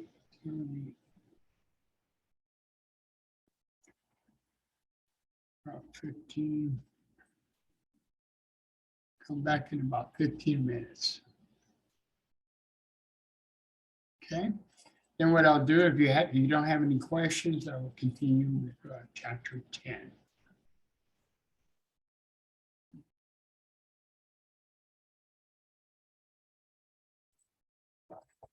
Okay, any questions?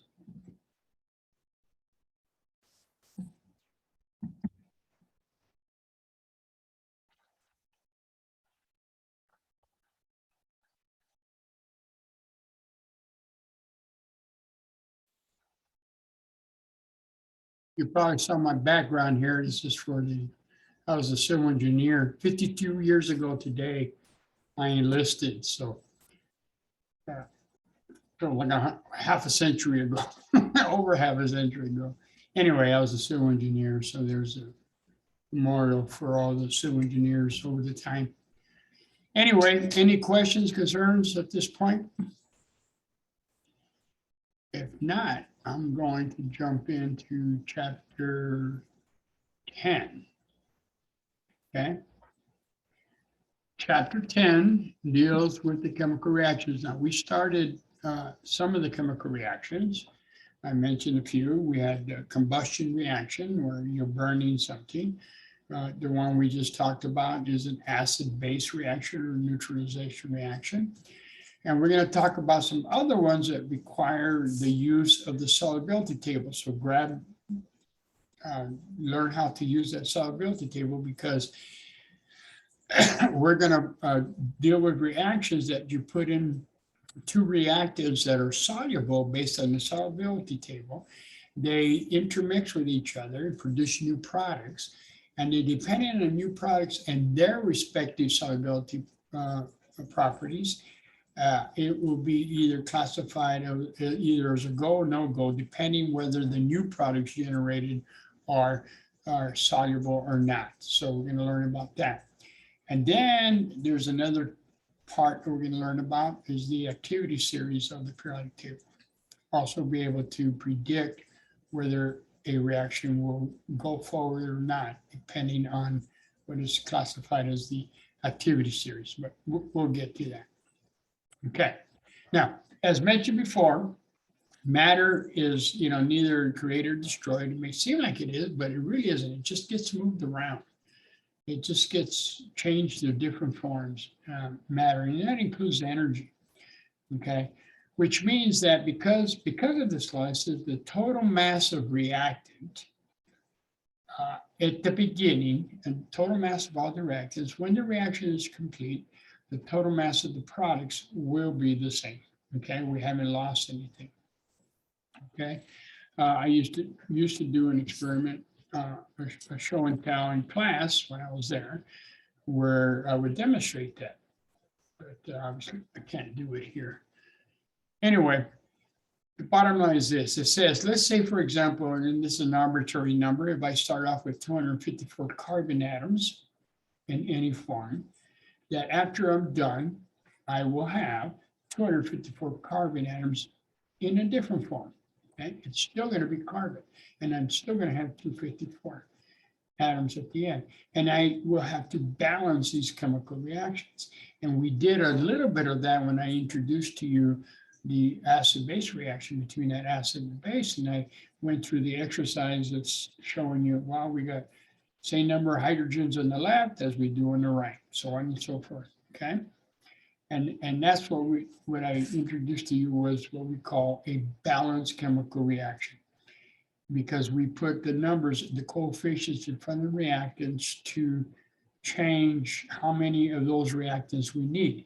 Now, keep in mind, we don't change the subscripts. The subscripts we learned, we put them together when we were making formulas at whatever ratio, depending on the particular charge, we put them together and those are left on, that's it. We don't change that. But if we need to add more, we can change the coefficient, that's the big number up front, to any number that we need, okay? That we can change that all day long. The subscripts we don't, okay? Balancing chemical reactions. First, you always write a chemical reaction, making sure that the chemical formulas are correct.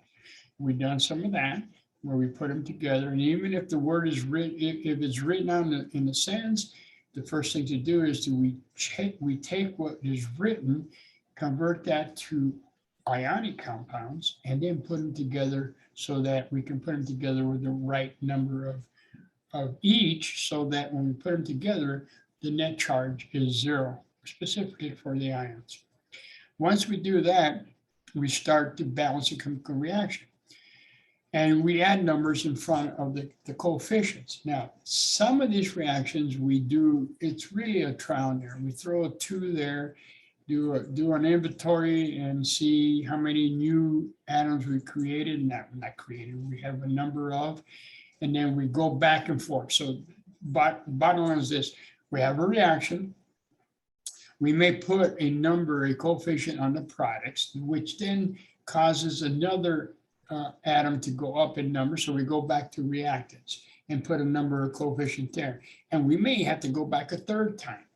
And we go back and forth until we get the right number of coefficients and we have the right number of atoms on the left and the right side. Now, once we're done, you check your coefficients and make sure that you are at the lowest terms, if you will, okay? Meaning that use the lowest coefficients possible. Yes, you can double, triple all the coefficients and it's balanced, but you want to take that number that you have and bring it down to its lowest number, okay? All right.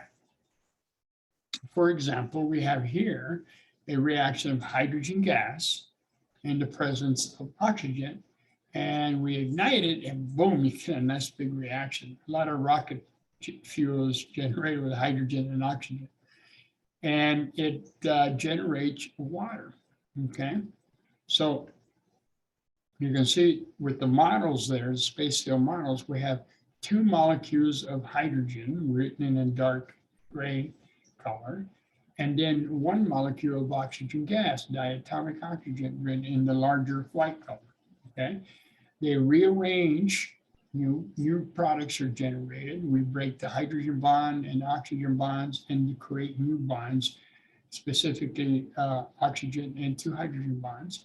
And we create 2 molecules of water. Okay? Now, if we count the oxygens on the left-hand side, we see we got 2. And we count the oxygens on the right-hand side, the product side, we still have 2. Yes, they're going to be in a different form. They're being in the form of water, but they're still oxygen, okay? And the same is true for the hydrogen, where we have a total of 4 hydrogens in the left-hand side, and we still have 4 hydrogens on the right-hand side, okay? Now, what we do, instead of writing each formula, separately, we just simply put a coefficient in front of the molecule. Hence this coefficient here telling you there are 2 molecules of water. This coefficient here, there are 2 molecules of hydrogen gas, okay? It's understood with no number in front, no coefficient, it's understood to have a 1. It's understood. Now, here's the thing too. Once we balance it, and this is balanced, 4 hydrogens here, 4 here. Okay, 2 oxygens here, 2 here. This chemical reaction is balanced. And so now we have a ratio of 2 hydrogen gas for 1 oxygen. And guess what? We can write this ratio like this, which we're going to use down the road. We can write it like this, or we can invert it. Remember the ratios we were dealing with before when we were dealing with conversion factors? And we said, here's the ratios, miles per hour. You can write it miles per hour or hours per mile. We're here. And these ratios are important because down the road, we could be having a problem that says, okay, if I start off with 10 grams of hydrogen gas, how many grams of water will we make? Okay, a typical type of problem.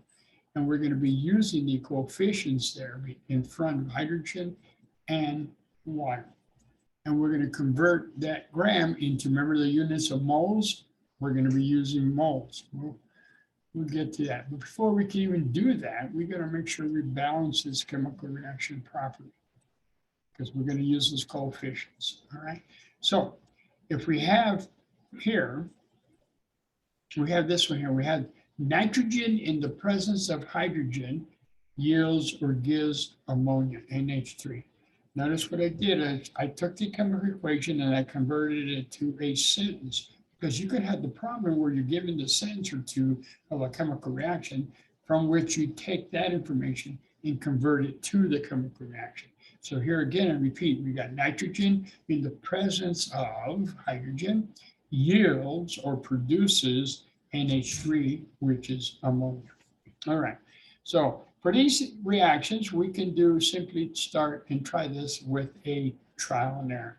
So which one you do here really doesn't make a difference. Okay, because you can see I got 2 nitrogens here and 2 hydrogens here. Okay, and 1 nitrogen. So let's do the beginning. We got 2 nitrogens here, 2 hydrogens on this side. And then over here we got 1 nitrogen and 3 hydrogens. So you can see that we are not balanced, okay? Definitely not balanced. So we can do any multiple things. We could start and balance the nitrogens, or we could start balancing the hydrogens first. In this example, it really doesn't make much difference. So I'm going to start with the nitrogens. Notice I got 2 here. Now, what if I put a 2 in coefficient? Okay, well, what does that do? Well, that kicks up my nitrogens to 2, okay? So that nitrogens are happy. And in effect, what have I done to the hydrogen now? I increased that by 6, so that original 3 now is 6, okay? So my nitrogens are now balanced, but I'm not balanced with my hydrogen. So what does that do?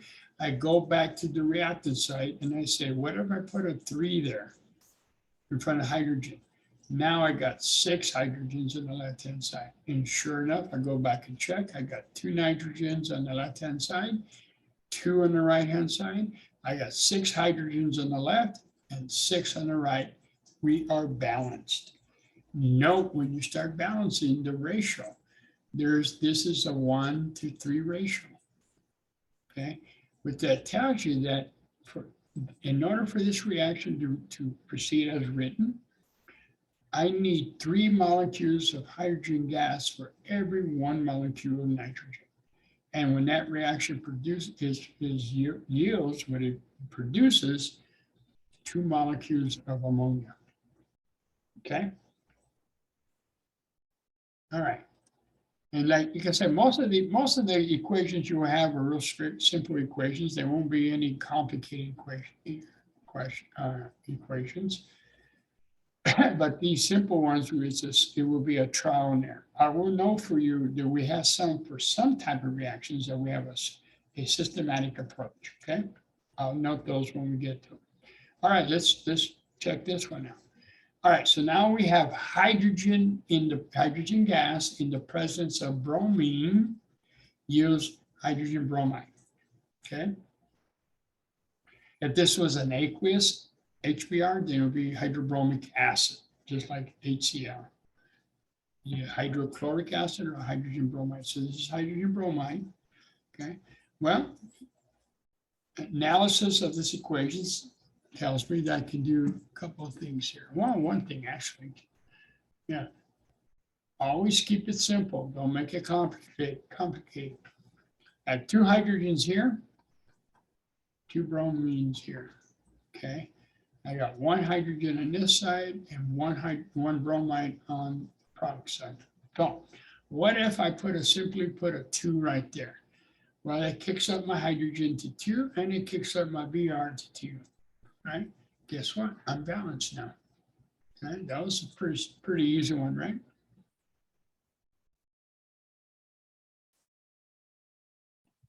Okay, so that one's balanced. All right. This one here, where I might take a little more thought, I can see here that by looking at the numbers, you can do a couple of things. Well, I got 3 oxygens total. I got 3 oxygens total and 1 carbon. Over here, I got 2 oxygens and 1 carbon. Okay.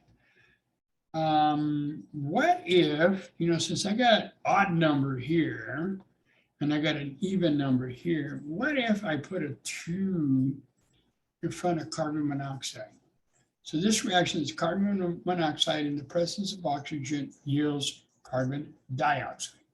Okay.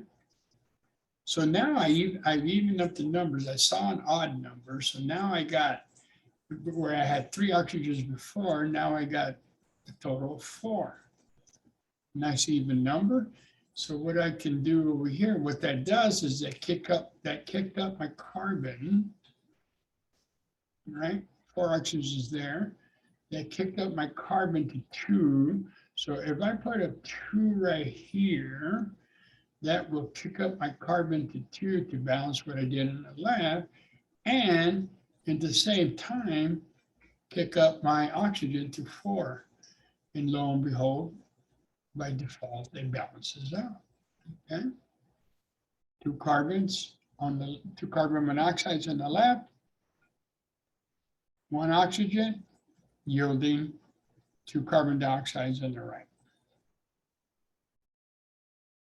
Okay. Now, let's say, for example, I went through the scenario, and what I meant by reduce it to the lowest terms, maybe you push the numbers around and you ended up with 4 of these, 2 of these, and 4 of these. Yes, it is balanced, but everything here is divisible by 2. And so you want to, once you balance it, you check your numbers, your coefficients, see if you can reduce them even further. So you can reduce everything here by 2. Okay, so that brings you to 2 CO2s, 1 O2s, and 2 CO carbons. Clear that like it was originally.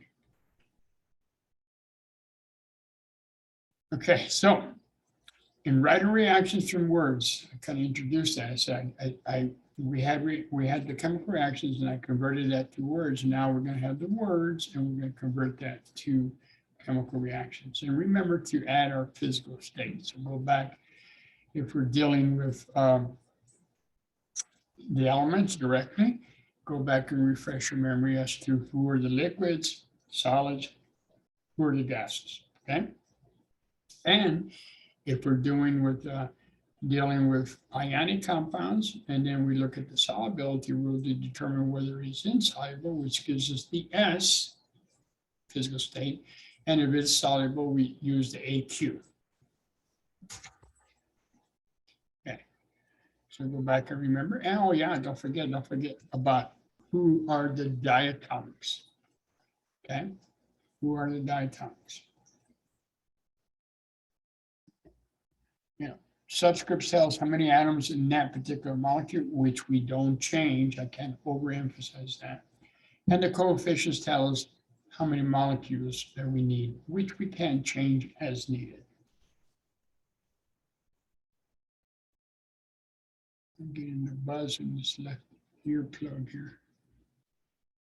All right, so here's a reaction that says sodium reacts with chlorine to produce sodium chloride. Okay, and so What we do is we break it down. We got sodium. Now, it didn't say sodium ion, sodium any, it just said sodium. So that's a good indication that we're dealing with elemental sodium. So it's sodium, which is a solid, okay? Okay. Sodium reacts with is the key word for plus. Chlorine. Notice it didn't say chloride, it said chlorine, which is the element chlorine, okay? And furthermore, it is diatomic.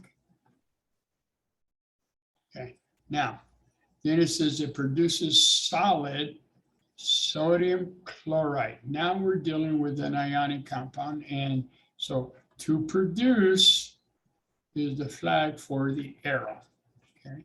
Now, solid sodium chloride, so we're going to write them in ionic form first. We know sodium is a group 1 metal. It will have a +1 charge in ionic form. And chloride is a group 7. It would have a -1. So together, to put them together, it's a simple 1-to-1. Okay? And it's a solid. Okay. Now, once we do that, that is our formula. Now we're going to balance it. I got 2 chlorides on the left. So what if I put 2 here? If I put 2 in front of sodium chloride, that will balance my chlorides, but it kicks up my sodium. So if I go over here and put a 2 in front of sodium, I'm good to go. Okay? It looks like it's balanced. All right, let me clear this up. All right, so here's the general formula that we just went through.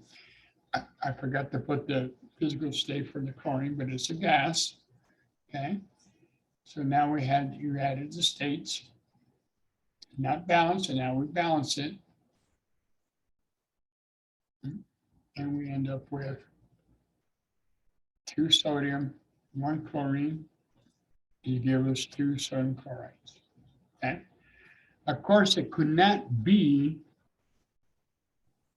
this formula, NaCl2, right? Because remember, we can work backwards. We know that each chloride has a -1, so that infers that sodium would have a +2, okay? But it's not, because we know that sodium is a group 1 metal. It's only got 1 valence electrons, okay? So this would not be correct with respect to its structure and its formula, okay?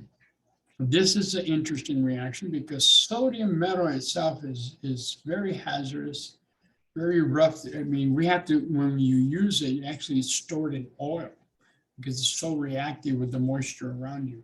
If you were to take a big chunk of the sodium metal and dump it in some water, the reaction would be extremely vigorous. It reacts with water, generates a lot of heat, can explode too, and generate hydrogen, because it generates hydrogen gas.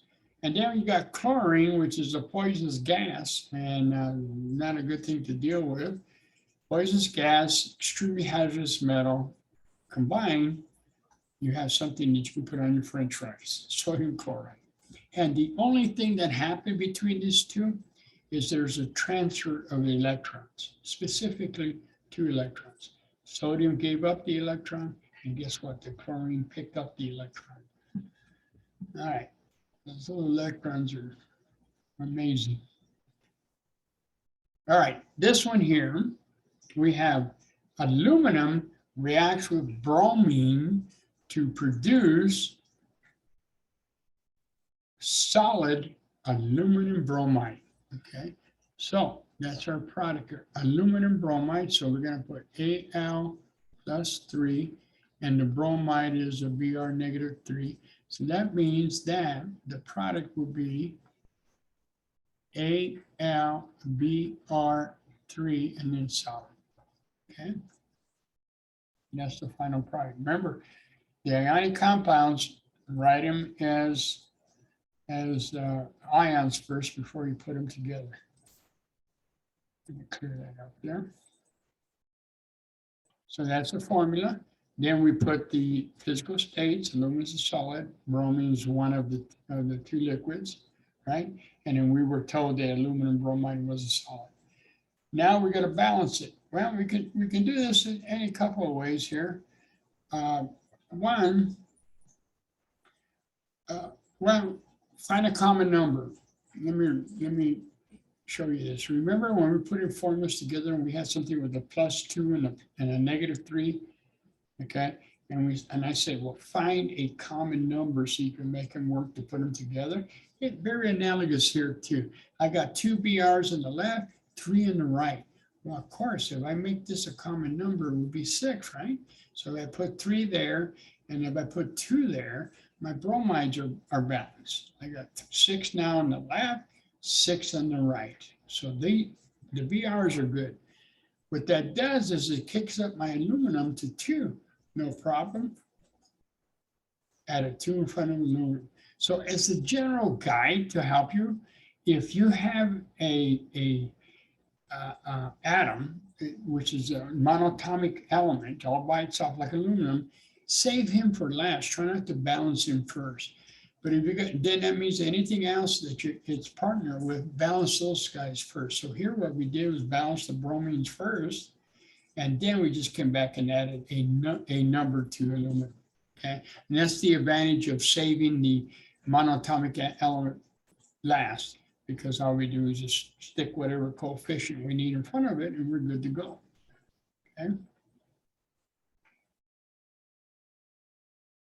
All right, so here we go. And now we have a 2 there, got a 3 there, and then we're going to kick up the aluminum. So note the ratio. In this reaction, 3 aluminums are required for every, 2 aluminums are required for every 3 bromides. And okay, so actually we have 2 things to look at: the relationship between aluminum and the bromides. Okay, but on top of that, we have a relationship between the aluminum and the product, which is a 2-to-2. Okay, that's also another ratio. And on top of that, we have the relationship between the bromine, and put them in different colors, and the product. Okay, so what that means, if I look at the aluminum and the bromine relationship in red, I have 2 ratios that I can utilize depending on the type of calculation I got to do, which I can write like as follows. If the calculation only deals with aluminum and the bromine, or that ratio can be, that relationship can be between the aluminum and the product. You see that? It can be that ratio, or it can be inverted with the aluminum bromide on top and the aluminum in the bottom. Okay, that's one relationship. And then finally, the last relationship, which is between the bromine, 3Br over 2 aluminum bromide. Okay, or I write invert it, 2 aluminum bromide over 3 bromides. Bromines, I should say. So you notice I got 6 ratios from this balanced chemical equation. 2 of them relate to reactants, the ones in red. Another set reacts between the reactant and the product, and then the other set is between the other reactant and the product. Okay, and which one we use depends on the question we're asked to calculate. And remember how we were keeping track of the units? Well, there's no different here. Okay, because if we're looking for bromine and aluminum, we want to know how much. If we start off with 10 aluminums, we need to know how many bromines we need. Well, we use this one here, right? 10 aluminums, my aluminums cancel out, gives me 15 bromines. See how that works? Just like we did before with the units. And we follow it just by keeping track of the equation. So first we write the reaction with the proper formulas, and then we balance it, adding the coefficients for these reactions. Keep it in mind, the ratio, the relationship between the reactants and the products, okay? These are reaction ratios that we could utilize for chemical reactions. All right, here's another reaction. It says, write the reaction of a phosphorus react with phosphorus reacting with oxygen to make solid diphosphorus pentoxide. Okay, so you can see the reaction of phosphorus, that's P, reacting with plus oxygen, okay, to make is the key word for the arrow, and then diphosphorus pentoxide. So we got phosphorus and oxygen, just like we were doing before with the covalent compounds. Write the parent name first, formula, I should say, oxide, and then come back with the prefix. The prefix, look at the prefix, di is 2, and pentoxide is 5. Okay? So that is the formula. That solid phosphorus, gas for oxygen, and solid for P2O5. Okay. Now, remember we have a single element all by itself here in the equation. Leave him alone. Save him for last. Work on the other one, which could be a diatomic. Okay, or a compound. In this case, a diatomic. We got 2 oxygens and 5 on the right, 2 on the left, 5 on the right. Find a common factor like we did at 2 to 3. Common factor here is 10. So what if we put a 5 here and a 2 here? That balances out the oxygen, right? We're good to go with the oxygen, which kicks up the phosphorus to 4 now. We have 4 here. Okay, no problem. Put a 4 right there on the single element. Bam, there it is. You got 4 phosphorus plus 5 oxygens react to generate 2 molecules of diphosphorus pentoxide. Okay. Note the ratio 4 to 5 between phosphorus and oxygen, 4 to 2 between phosphorus and the product, 5 to 2 between oxygen and the product. All right, let me clear up my mess and bring the other one. Here's the reaction. Okay, here's the physical states. Okay, and then the balancing that we just went through. All right. Now, if you notice something here, let me make sure. Okay. These reactions that we've been doing, notice that we started out like the sodium and the chlorine. We started out with 2 elements and made a compound. So we started off with 2 reactants and made 1 product. Okay. Notice this one here. Started off with 2 reactants and made 1 product. 2 reactants, which happen to be elements. Okay. And then in this example, again, we started off with 2 elements and made 1 product. Okay. And I didn't, the earlier ones, I didn't say ionic, I just said a product. Here again, it happens to be a covalent product, but nevertheless a product. The point is you start out with two elements to make 1 product. That is, you know, a name. If you think about the name, aren't you not combining 2 elements to make 1 thing? You are. 2 elements. These are examples of another type of reaction. Combination reaction. We are combining the elements to make a compound. Okay, combination reaction. Okay. This one is an example of another type of reaction, but it takes a little more work to work through. Okay, let's read this first. It says here, write. I will give you. We're going to work through it instead of wait till next time. It says write then balance this aqueous reaction. Okay, so we got an aqueous reaction.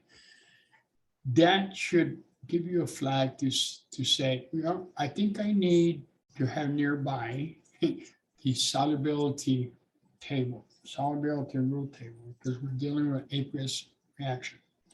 All right. It says here, nickel 3 sulfate plus lead 2 sulfate produces nickel 3 nitrate and solid lead 2 sulfate. Okay, sounds complicated. Okay, it does. I give you that. But with anything complicated, we can break it down to its steps. All right. Let's break it down. Break it down so we know what we're working with. Well, I tell you what. Excuse me. I didn't realize the time. Why don't I finish it here? This would be chapter 10, slide 10. Because it looks like we only got like 6-7 minutes here. But let's first give you a hint, try this at home. Break it into the ions first, and then put it together. Put the actual formulas first, both the reactants and the products, okay? And then we will work it completely next time we meet, okay? All right, so again, don't forget this weekend, the exam. If you need any help, give me an email and I'll get back to you as soon as possible, okay? All right, let us